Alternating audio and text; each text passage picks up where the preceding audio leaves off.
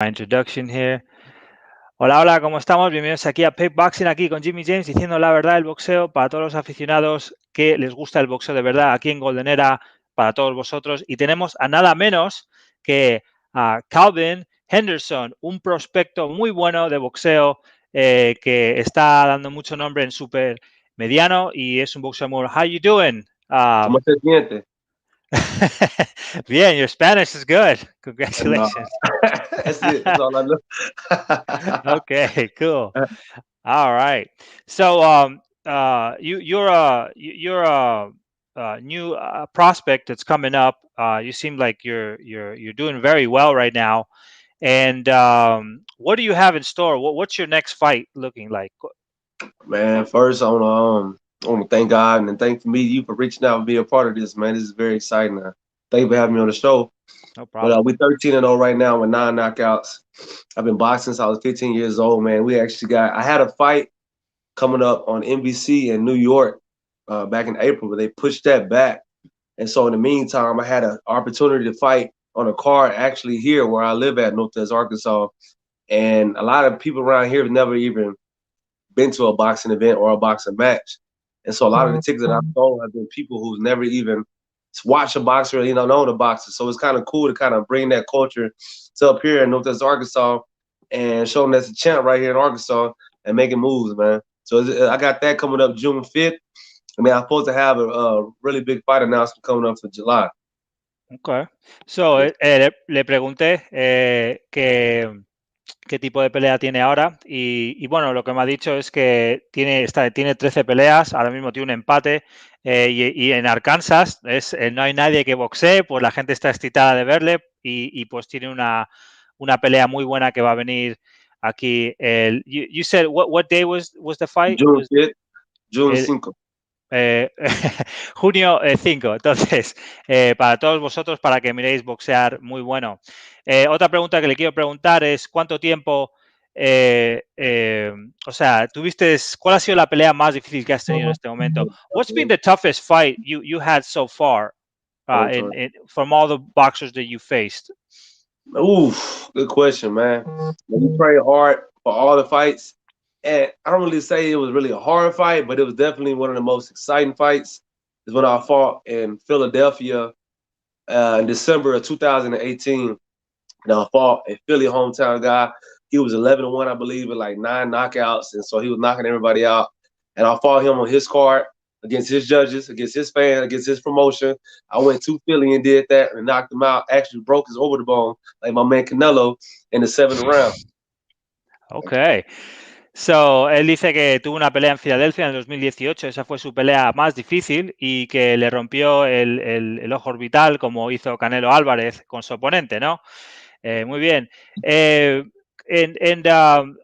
now, ¿en qué organismo estás ahora mismo de todos? Are you in the WBC, IBF? Which one are you set for right now? Man, really, I'm open right now. I think my rankings are pretty good in the WBA right now. And then we're also we're going for the champs, man. We know the champs. We know it's all politics. We know sometimes it's a number game too. And so even though I have 13 fights, I know that I can beat these guys at the top level. I just gotta get my numbers up and keep climbing those ranks until we in the ring with them, looking face to face. Uh-huh. But we're going for them all. Ok, dice que va por todo, le da igual, cualquiera está abierto para él y ahora mismo quiere contra los mejores en su posición y tener una buena pelea. ¿Quién crees que es el mejor boxeador ahora mismo en 168? Who do you think is the best boxer super middleweight right now?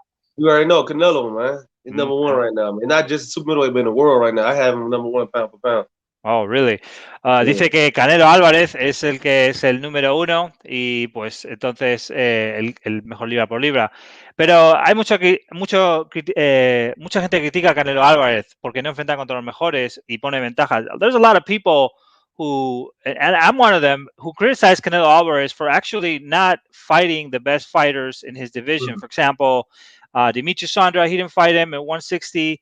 When he was there, it seems like David Benavidez, he's completely avoided him for Abdi Yildirim. Do you think he avoids American undefeated boxers? That's a good question, man. So You know, then Canelo come out with a statement a couple of years back that he's don't want to fight any more of his Mexican countrymen anymore. Like he don't want to fight any Mexicans anymore just for Mexico. He want Mexico to be supreme. I think he came out with that maybe a couple of years ago. So maybe that's his idea of not fighting David Benavidez. But Demetrius Andre, though, as you know, man, boxing, professional boxing, as I learned quickly, is a business first. And so sometimes it kind of cheats the fans out of these good fights and these big super fights. But my rebuttal to that is, if I was Canelo, I would tell Demetrius Andre, since you want to fight me so bad, I'll give you $1,000. We'll fight next week then. And then I promise you all this stuff, all that talk will stop.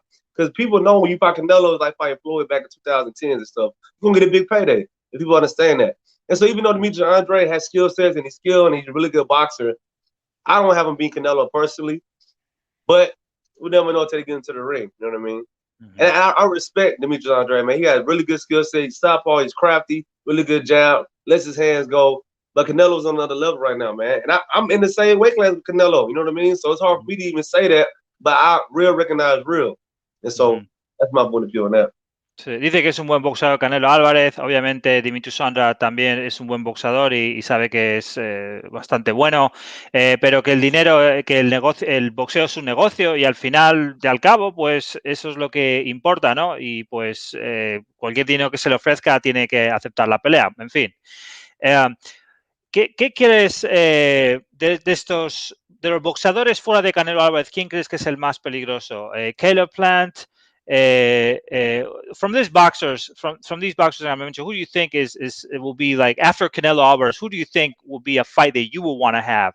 I'll give you David Benavidez, Caleb Plant, Steven Nelson, Edgar Berlanga, David Morrell Jr. Which one would you pick? Those all good names, man. I actually know Steven Nelson personally. I actually fought Caleb Plant in the amateur. We fought in the Golden Gloves tourney, man, and it was a close fight. A lot of people said that I won it. Some people say he won it. And so that's kind of where I'm going with that with Caleb Plant, man, because Caleb Plant never gave him the weight. I only had, at that time, 13 amateur fights at that time. And Caleb Plant, he was already the 2012 Olympic alternate. He already won National Golden Gloves and all this stuff, right? And so for me, we only 13 amateur fights to even compete with him, you know what I mean? Not to win, but to just compete. That says something. And so we got the skills to be careful. I'm going to fight Caleb Plant. I'm going to fight, Steven Nelson right now on injury. He got on injury. I think he tore his Achilles. He's out. Edgar Berlanga, he's hot right now, man. But I think a lot of that is hyped up. I would love to fight him too, man. I'm trying to get him, man. I know you guys don't really know me like that, but I promise you, I'm about it, man. I'm about it, and I'm ready to fight. Wow, we believe it, man. We've seen your fights. You're good. So, lo que está diciendo es que obviamente le gusta. Tuvo una pelea mayor con nada menos que con Caleb Plant. Fue una pelea muy cercana. Él era un olímpico, él todavía no. Entonces está dispuesto a pelear otra vez. Y también dice que Edgar Berlanga, pues que es un unicornio ahora mismo, no sabe si es bueno o no. Y luego, pues, Steven Nelson es un boxeador que conoce y que también le vamos a tener el programa aquí, que también es muy bueno. Le gustó una pelea contra el también. Actually, we're going to have Steven Nelson here some other day, so nice. So yeah, that will be interesting. Otra pregunta que tengo es ¿qué las peleas que están viniendo ahora mismo, ¿qué opinas de los boxeadores que están yendo por indisputado comparado con los boxeadores que no están haciendo eso? What do you think of the boxers who are actually trying to unify to get undisputed? Compare with the boxers that are actually just trying to get prize fighting, because it seems like the fans are we're kind of getting cheated here a little bit because we're not seeing unifications as before. Correct, and so it's a double-edged sword, man. Because as professional athletes, we're entertainers, and we're supposed to entertain the fans, right? This is why you guys pay to see us fight, and so that's one aspect of it. But then you got another aspect of it where these fighters these days are not like the fighters in the 80s to where they'll get cheated out their money just to say I'm fighting this guy. And so it goes both ways, in my opinion, man. I know I have to fight the best because I'm an entertainer. It's what I do, is what I signed up for. But I also want to get compensated for the best. And I'm a type of person where I just want to be fair. I don't want to ask for $120 million to fight somebody, but I want what things deserves due. A lot of fighters don't think like that, man. Like I told you, I figured out really quick that boxing is a business first, especially now. When these fighters are like, yeah, I'll fight them, but the moon got to be to the left. I need red Skittles in my background. That's why I get it. They're trying to line everything up. But a lot of old school fighters, like Canelo, who I think is like a throwback fighter where he fights. Even though you say he don't fight the top, Canelo resume speaks for itself, though, man. He done fought a lot of champions. He fought Floyd Mayweather. He was 21 years old. You know what I mean? So a lot of those guys like that who are willing to fight, you see that once they come on the other side, they actually have a better career. But like you said, a lot of these fighters aren't doing that anymore, man. And that's in all weight classes. Like, for instance, Errol Spence versus Terrence Crawford. That's what everybody wanted to see for this entire time. And why they can't make that happen, me personally, I don't know. But I get what you're saying like that, man. And it does take away from the fans. It does cheat them. But to that point, I know I'm talking a lot. But to that point, too, It's okay. to that point, too, if Errol Spence and Terrence Crawford's fight, right? And let's say T-Bud wins. As soon as he beat EJ, there's going to be another person that the fans say he can't beat. As soon as he beats that guy, be another person the fans say. So it's always an ongoing thing. So at one point you go, you know what? I'm gonna stop fighting for the fans for a little bit and start fighting for me and my legacy and my career. You know what I mean? Entonces lo que está diciendo es que muchos boxeadores no pelean simplemente por el legado, simplemente están peleando para sí mismos y no para los fans. También está diciendo que obviamente hay boxeadores que están buscando por dinero y otros boxeadores que están buscando por legado, y ahí es un filo de una espada de doble filo. Entonces es muy difícil saber cuál es la interpretación correcta sobre el boxeo. Another thing, otra cosa que le quiero preguntar es, ¿tú crees que los boxeadores de hoy, o sea, ¿tú crees que los boxeadores tienen miedo de perder su récord porque los fans le abandonan si pierden? Do you think boxers are a little bit more hesitant to risk? Because today's boxing, when a lot of the fans, and I blame the fans for this, when their fighter loses, they kind of abandon the fighter versus before they kind of stick more with them if they even lost. Do you think that's kind of the problem too? And that's huge, man. I think that's a huge factor into why, because in other professional sports you got seasons, right? And then if you have a losing season, it's okay. Dust it off. Next season we'll try again. Not in pro boxing. And even now in this day and age, man, like you said, if you lose, then everybody kind of writes you off like, oh, I knew he was a bum. Yeah, and it's one loss. And when you have the top guys fighting the top guys, somebody has to lose, right? It can't all be draws. Both can't win, definitely. And so somebody has to lose. And so when they get written off or tossed to the side, like for instance, Jerry Hurd lost one fight to J-Rock. And nobody talks about Jerry Hurd no more. Jerry Hurd was unified light middleweight, 154. He lost one fight, a really good fight too at that. And nobody talks to him and had a fight since, at least to my knowledge. Nobody talks about him. So that's why a lot of these fighters like, you know what? I'm going to stop fighting for the fans and start fighting for me in my pockets. That's a huge factor. Está diciendo que obviamente los boxeadores ahora mismo no tienen el apoyo, entonces cuando pierden simplemente se les abandona, ¿no? Y eso es un gran problema que hemos discutido aquí 1000 veces. Y está hablando de Jerry Hurd. Jerry Hurd había perdido contra Julian Williams y de repente desapareció y nadie le quería, era un vagabundo ya. Eso es el problema que hay en el boxeo. To piggyback on that too, though, what I do respect about a lot of the Mexican fans and Hispanic fans is that y'all ride with y'all people, man. Y'all some of the fans that ride, especially look at Julio Cesar Chavez Jr. Man, that dude had so many. Yeah. He on his like 6 or 7 second chance. You know what I mean? But when he fought Danny Jacobs in Arizona, man, they came out in bunches cheering his name. They know this guy was gonna lose. Man, cheering his name, had him hyped up. I respect that, man. That's cool. Dice que le gusta a los fans latinos porque ellos siguen a sus boxeadores, incluso Julio César Chávez, cuando se enfrentó con el Jacob Jr., vinieron a verle muchos y le apoyaron a pesar de que es Chávez. No, Chávez is a special fighter, many ways, you know. And right now we have a fight between Jermell Charlo that's coming up and Brian Castano. Who do you think is going to win that fight? ¿Quién crees que gana esa pelea? Man, I had to do a little bit more. I know of Brian Castano. I don't know a lot about him, just a little bit. But right now, I think Jermell Charlo and Jamal Charlo, both of the twins, they're trying to pick and choose their opponents or their mandatories until they get that big fight. Like, for instance, I think Jamal, he wants Canelo, and I'm not sure who Jermell wants. But I think right now they're just trying to stay afloat, almost like just staying afloat until they get that big name. Because I think that big name was going to take them to the next part of their career. They're already at the top where they're at right now in their careers, but they need a huge name in their resume that they fought and beaten to go to the next level. That's what I think they're working on. But I put that question on ice. I'm gonna come back to it. Ok. Dice que no sabe todavía, piensa que Jermell Charlo están en la gloria ahora mismo y que, bueno, tiene el dinero de más, entonces ahora todo el mundo sabe sobre Jermell, pero no sabe mucho sobre Brian Castaño, que eso es normal. Otra cosa que le quiero preguntar es, hay boxeadores que nos están dando muy buenas peleas y boxeadores como Jermell Charlo y Gennady Golovkin no nos están dando nada y tienen mucho crédito. Eso es justo. There's a lot of fighters who are giving us really good fights. For example, we have here Stephen Fulton. I don't know if you're familiar with Stephen Fulton, but he fought Yeah. Angelo Leo, and now he's fighting Brandon Figueroa, and he's like risking a lot, but he doesn't get too much. He's doing a lot for the sport of boxing, but he doesn't get enough credit. Like for example, let's say Gennady Golovkin, who's not unifying with nobody in his division. You mentioned Jermell Charlo, but Jermell Charlo is not even. He doesn't want to fight Demetrius Andrade, but he gets all this attention while somebody who's risking a lot like Fulton is not getting that attention. Why is that? I think it goes back to boxers are their own promoters at times too. Like they have to be the ones out there. You see the louder person like Jermell Charlo or Jermell Charlo for sure, the louder person that talks and wears a flashy jewelry and he's all in the media and all in their faces. Those are the guys that you hear about.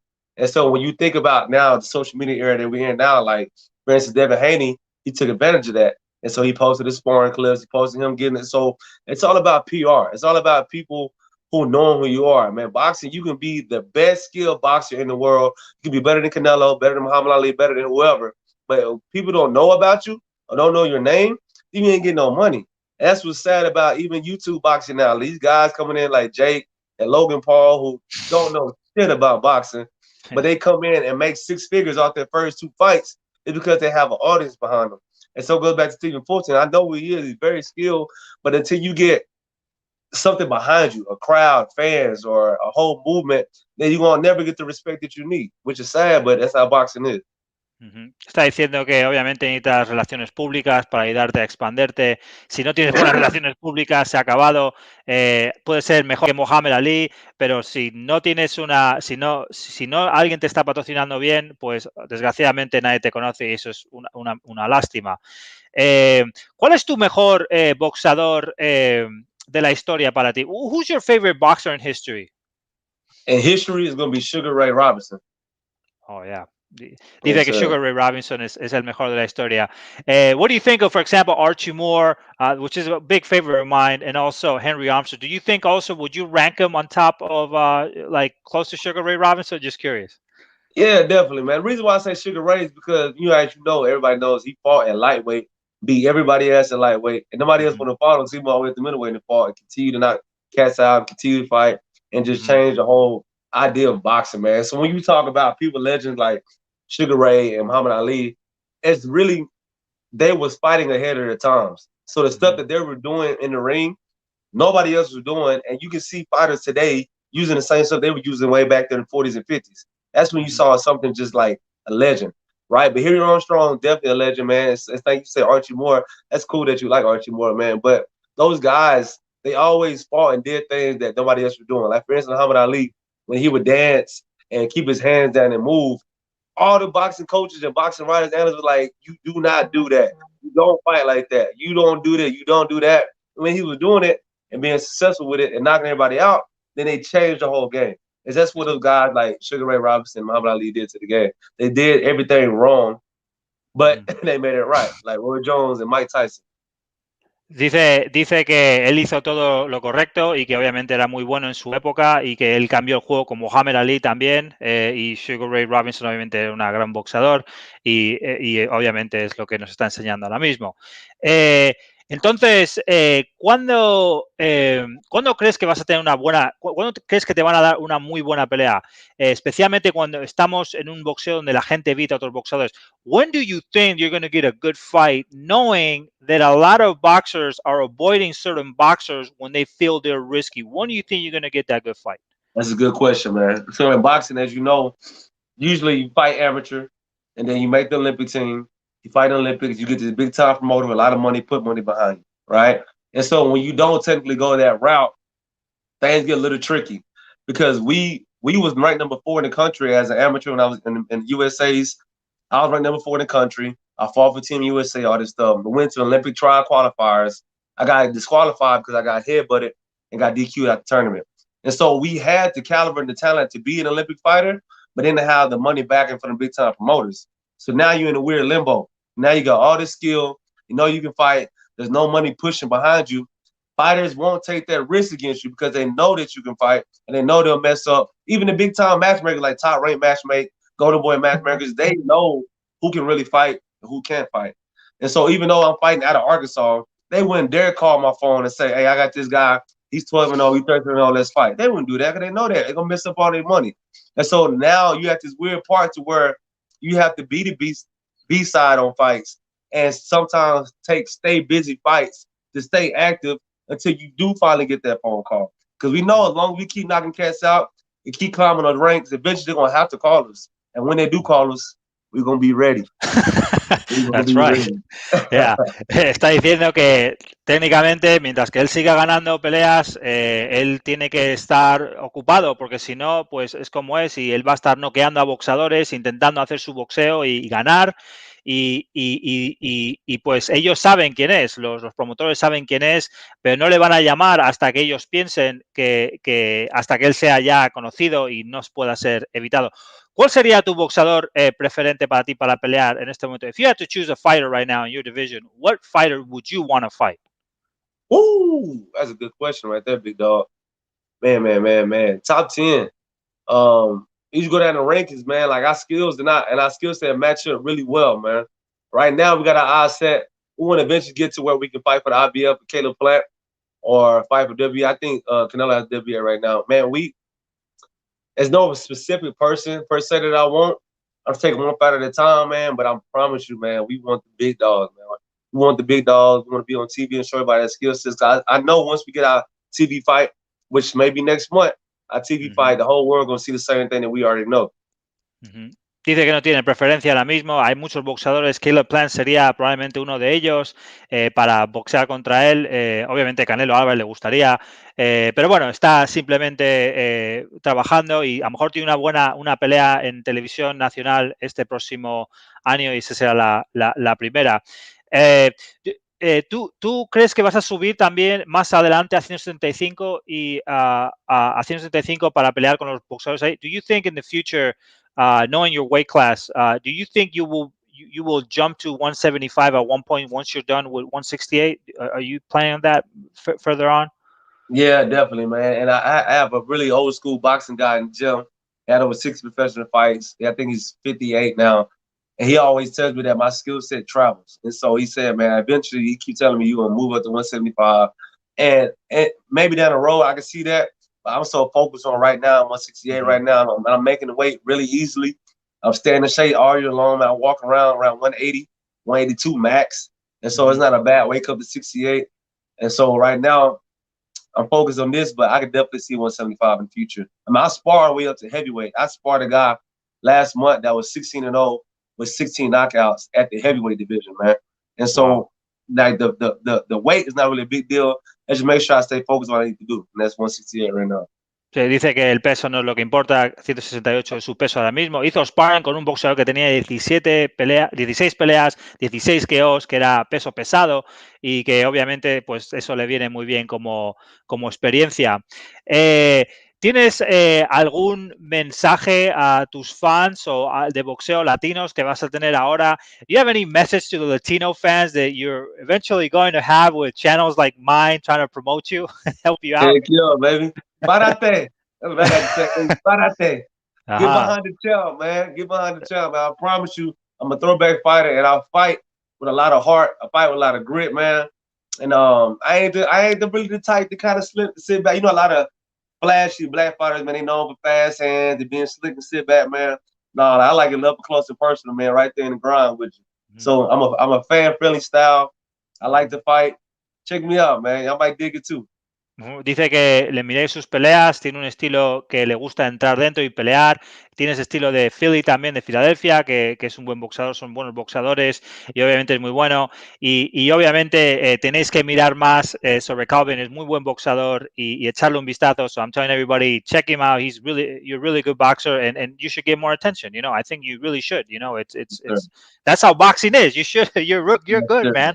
I So appreciate that, man. sabemos eso y vamos a poner tus peleas en nuestro canal. So we're going to put some of your. Do you have any anywhere they can follow you, Instagram or anything that you want to?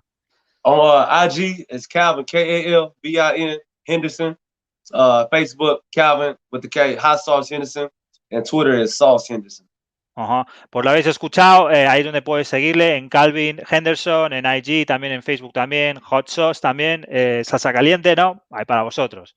Pues muchas gracias a todo el mundo. Aquí en Golden Era os dedicamos todo este segmento para vosotros, los fans de boxeo, y seguimos adelante con más boxeo aquí, con Pitboxing, con Jimmy James. Aquí lo tenéis, a Kalvin Henderson, que va a ser un campeón del mundo seguro. Pisa para todo el mundo y hasta